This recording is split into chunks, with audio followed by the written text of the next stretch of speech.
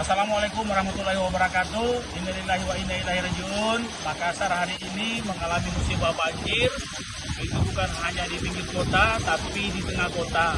Ini disebabkan karena dari pantauan satelit cuaca, kita mengalami hujan lebat hingga sore hari, disertai dengan pasang. Sebenarnya pasangnya tidak terlalu tinggi, karena 2 kali tinggi pasang hari ini.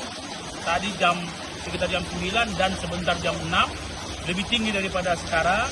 Nah, kami bersama Pak Lurah dan Infokom serta PMK dan seluruh SKPD Kota Makassar hari ini turun ke lapangan untuk memastikan masyarakat dalam keadaan selamat, terutama dalam soal listrik.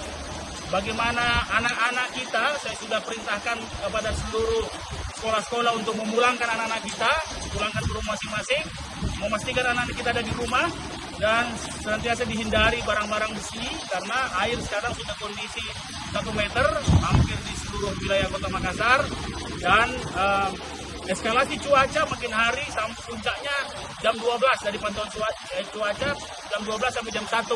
Nanti sekitar jam 4 baru cuaca agak mereda. Sehingga kepada seluruh masyarakat Makassar, pertama selamatkan diri kita semua, selamatkan anak-anak kita, keluarga kita, pastikan ada di rumah, dan sekali lagi jangan